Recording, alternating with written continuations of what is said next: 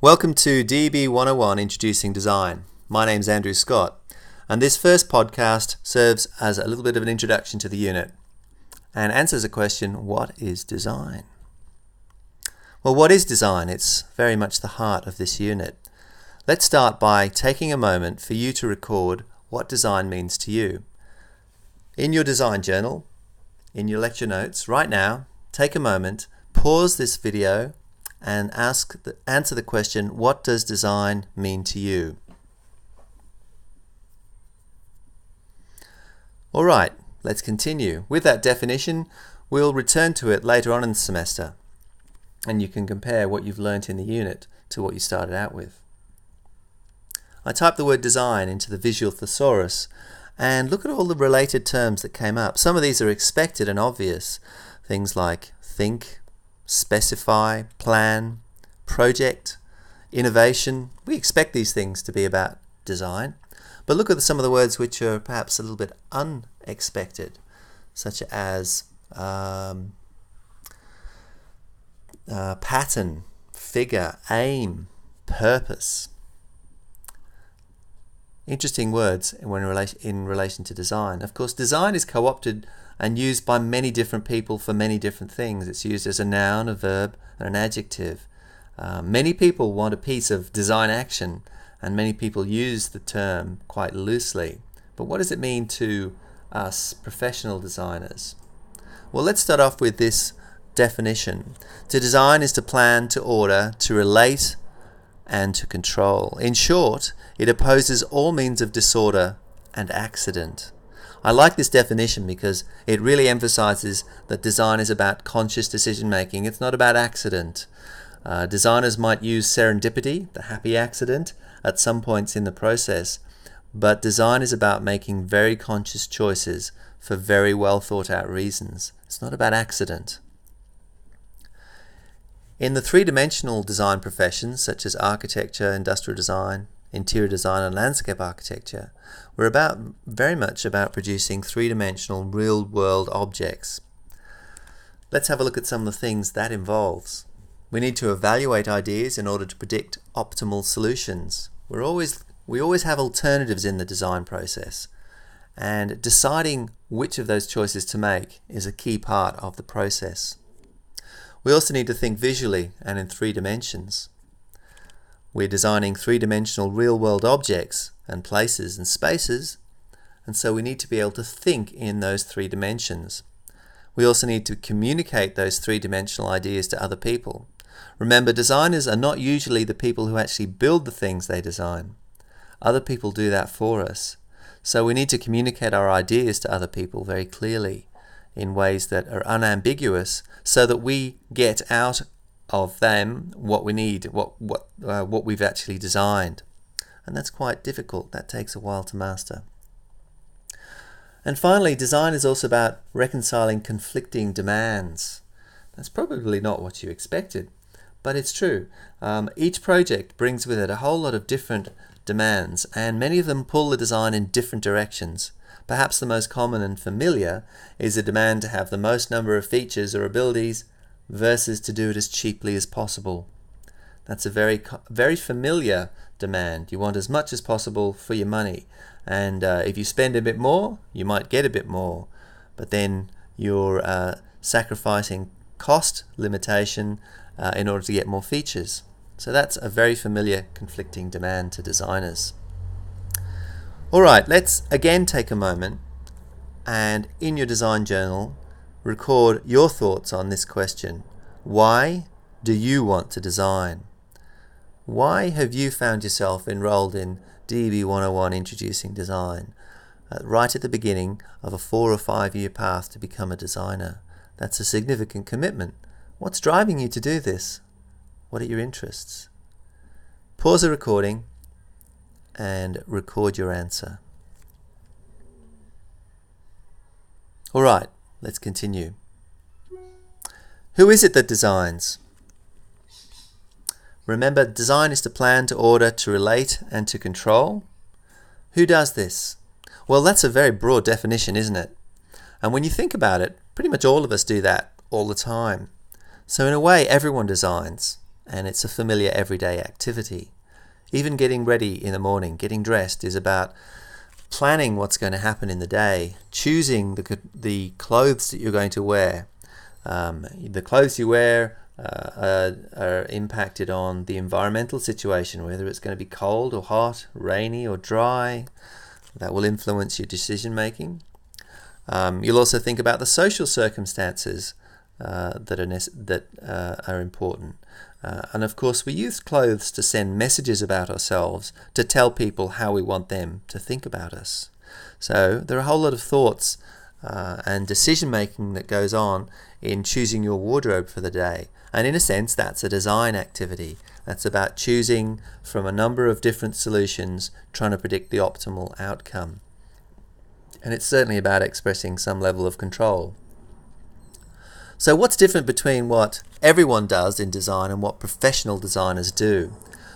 Well, the key difference, of course, is that individuals design for themselves and perhaps for people they know, whereas designers design for everyone. They design for people they don't know. They design for people they've never met, who will use their designs in the future. And that calls forth a whole lot of demands on professional designers, a whole lot of things that we need to know that people who design every day for themselves don't need to trouble themselves with. So professional designers design for other people and their needs and their abilities. And of course, many other people have different needs and abilities to ourselves. And therein lies one of the challenges, how to understand what other people need and require in their designs. That's a real challenge. And of course, in order to do this, we acquire a lot of professional expertise and design knowledge. We require understanding of people and places and systems and technologies to do with the area of our expertise. And so in the course of study, you'll acquire a lot of expertise and knowledge in your particular discipline. And you'll also learn problem-solving approaches, design methodologies to find the answers to design questions. Design is also a very social activity. It involves working with other people. Now, this is certainly true in the university context. You work closely with people in your class, you'll work alongside them, you'll get ideas from them, and you'll give them ideas. You'll learn probably more from your colleagues in the class than you will with teaching staff, surprisingly. But what are the people who designers work with in a professional project? Who are they? Take a moment and record who you think might work with you when you're a professional designer. Some of the people that occur to me are people like clients. Obviously, clients are the people who pay your bill, and they often have a big say in the project and its direction. Of course, the end users, the people who actually inhabit or use the thing you design, they should have a part in the design process, although usually you'll never get to meet the people who use your products or spaces. Those people, they might be numbered in the thousands or even millions in a public space or product, mass-produced product. And so you might work with representative users. You might also consult with builders or fabricators or manufacturers. And it's often a good idea to work with the people who will be selling your designs or distributing them. And it's often a good idea to also to work with maintenance people. A design which is time consuming or difficult to maintain or repair is going to be more expensive than one where maintenance has been factored into the design. So there are a whole lot of stakeholders that can be involved in the design process. So what is it that we design? We are teaching architects, industrial designers, interior designers and landscape architects in the Bachelor of Design. What are the things that are common to all four of those disciplines? Well, I mentioned before that we're about 3 dimensions, and in most cases we're about 3-dimensional objects that exist in the real world, although it is not unknown for some of our graduates to work in the virtual realm. All of these disciplines might be involved in, for example, the design of virtual objects in game spaces, the design of buildings or cars or vehicles interior spaces and even exterior spaces that exist in games and virtual spaces. That is indeed an increasingly growing possibility for employment. But by and large, the vast majority of the work we do exists in the real world and is created as real objects. We also create objects which were either made as one-offs or mass-produced. Industrial designers usually design for mass production, so an industrial design product might be relatively small in size but great in number. It might be made of in the thousands or even the millions. Whereas in architecture and interior design, and certainly in landscape architecture, most of the things are designed as one-off objects or spaces or places because they exist in a specific site. There are of course exceptions to this. Interior designers sometimes work on automotive projects or transport projects, designing the interior of, say, trains and coaches that are made in large numbers. Architects might produce designs for buildings for a whole precinct or housing development, and so those buildings might be produced in great number. So multiples is often a part of the design equation, as is complexity. Probably one of the most common things about the design in all these four disciplines is there's often significant complexity, and that's something that requires professional expertise to master. So all of these things are related to the designed object, the things that we actually design. And in this unit we're going to be assessing you on some of your design work, and we'll call that the design outcome. So how are we going to do this? How does one design something? Well, let's start off with some simple terminology. Often we talk about a design problem, and of course a design problem demands a design solution. Now this perhaps to some people seems like a rather negative way of thinking about design, a problem and a solution. A problem is something to be got rid of, and a design is something that gets rid of a problem, if you think about it this way. It does seem rather negative. And it does tend to focus on a sharp beginning and ending state, when design can be quite different. So let's think about the design process as a state change, going from the current state to a desired state. Now this makes clear perhaps, or suggests, that different pathways are possible in the transition from one state to another, and indeed it might be acknowledged that different transition states also exist. And we might even determine that the ending state, the desired state, is not a static point either. It's a moving target, and perhaps a constantly evolving target as well.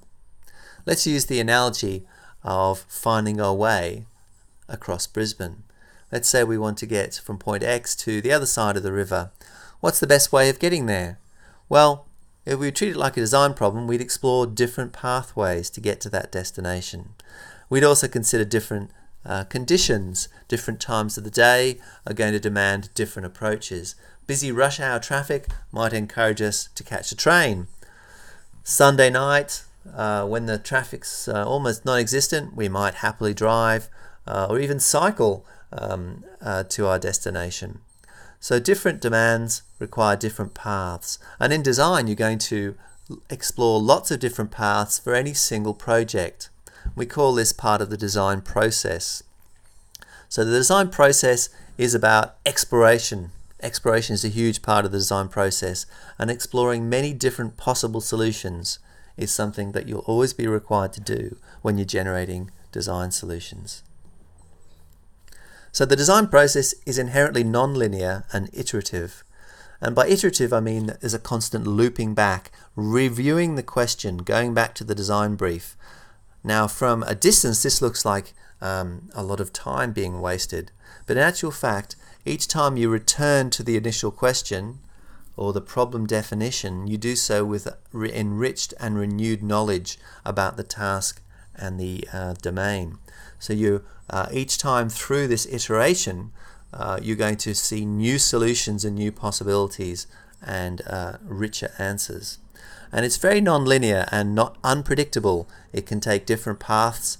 You'll sometimes explore a promising pathway and find a bit of a dead end, but find that gives you new knowledge which influences and creates other ideas. So design is very much about wicked problems. Often a wicked problem, it's a technical term which refers to problems which are very complex and messy, problems which the solutions of which create more problems, the definition changes over time, and there are many variables. Wicked problems are very common in design, and most problems are not simple and straightforward. And this makes design very challenging, but also absolutely fascinating and a constant learning process. So design process is a big part of this unit. We're going to be looking at the process that you take in designing the objects that you'll be working on later on in the semester. I think this is a useful quote for students to dwell on when they're beginning to think about design. Some consider it noble to have a method. Others consider it noble not to have a method. In other words, having a method gives you an approach to problem solving, but not having a method perhaps frees you. Well, not to have a method is bad. To stop entirely at method is worse still. It's too constraining. One should at first observe the rules severely, then change them in an intelligent way. The aim of possessing method is to seem finally as if one had no method. What's useful about this quote is that as a student starting off in design, you'll be asked to do a great many tasks and probably go into a lot more depth in your design process than you expected. And at times it will feel like too much work or more work than you think is necessary. But what's happening is that you're learning the individual steps in exploring a design and producing a variety of solutions. And it takes time to internalize those steps and master them. And you'll see experienced designers seem to jump to interesting solutions very quickly. And what you're not seeing is the years of experience and problem solving that they have mastered and internalized. It's kind of happening inside their head in big jumps of intuition based on all that experience. Starting out as a student, you don't have that yet. You need to build it by working through the steps very methodically, and that takes a lot of time. Just take heart that over time you will become more and more efficient. You will become more efficient and faster at solving design problems. Let's take a moment and consider some of the little steps that happen at every stage of the design process. There's a repeating design cycle, and this involves analysis, synthesis, and evaluation. Analysis is about asking questions and defining the problem. Synthesis is about developing ideas and solutions to address that problem. And evaluation is about judging and choosing from a range of different solutions. And this process happens in a cycle. It happens repeatedly. In fact, it also happens in different directions. The arrow on the screen makes it look like it always goes in a kind of clockwise direction, but it actually can go backwards and sideways at the same time. So often we start with synthesis. We start with an idea, and we use that idea to understand about the problem, to understand the design circumstance. So a problem, when we subject it to, when we start defining what is needed, we start identifying problems with the initial design idea. This is called a primary generator. So that additional design idea helps you explore what's important in the design task. Now, an important part of this process is the evaluation, which we'll call reflection, thinking about what you've done, thinking about how the design works and what it needs. So let's put that to one side and add it to our list. We've got design outcome, design process, and reflection. And I mentioned earlier that communication is an important part of the design process. We need to relay our ideas to other people so that ideas can be built. But more importantly, we need to discuss our ideas with other designers and other members of the design team. I mentioned that design is a social experience, and that's because it involves lots of talking and communicating about the design to draw out all the many details of the project. Most of those details we won't know at first. They will be unexpected, and they'll be drawn out as we explore the design. So communicating constantly in the design process is paramount, really. It's so important. And so collaboration, communication, all very important. Now, one of the most useful ways of communicating design ideas, even three-dimensional design ideas, is to use visual representation and two-dimensional visual representation. In other words, drawing. Drawing's a very efficient way of communicating once you've mastered it, even for three-dimensional ideas. And you'll be learning in your visualization units and your design units ways of communicating design concepts that are appropriate for your discipline. In this unit, we'll be looking at idea generation and quick sketching methods that help you capture ideas and build ideas on paper to test them out. So visual representation is an important part of the unit. So this concludes the first podcast, and we end with 4 different objectives. These are the unit learning outcomes. They are about the design and the process of design, reflecting on that process, and visual representation. So this will be covered in the next podcast, where we talk about the unit and how it's structured. Now, I will just finish with a few thoughts. Design is a long road. It's a long course. It's very demanding of you. It takes a lot of time. It really needs people who are very devoted to design. Good designers think design is very central to their lives. And so you have to ask yourself, is this what you want to be? Is this who you want to be? Are you prepared to, make design a vocation, perhaps more than a 9-to-5 job? Because you may at times feel that the lectures are boring and the design work is tedious. You may get sick of designing really cool things. And so you should ask yourself, either now or later, is this what I want to do? And there's no shame in deciding that it's not. I'm not trying to talk you out of it, but I am asking you to be conscious and keep your eyes open about what you want from this course especially. After all, you could say that you're a long time dead. We're not on this world for very long, and we need to choose carefully what we do with our time, and what we do, we want to do well. I know that's a rather grim way to start off the podcast, isn't it? But I think it's important that we be devoted and passionate about the things we set our minds to. I've always found that this quote from Steve Jobs is very useful. Now, of course, Steve Jobs died a couple of years back, but I think the quote really explains some of the passion and focus that he possessed for his work. This is what he said: "We don't get a chance to do that many things, and everyone should be really excellent.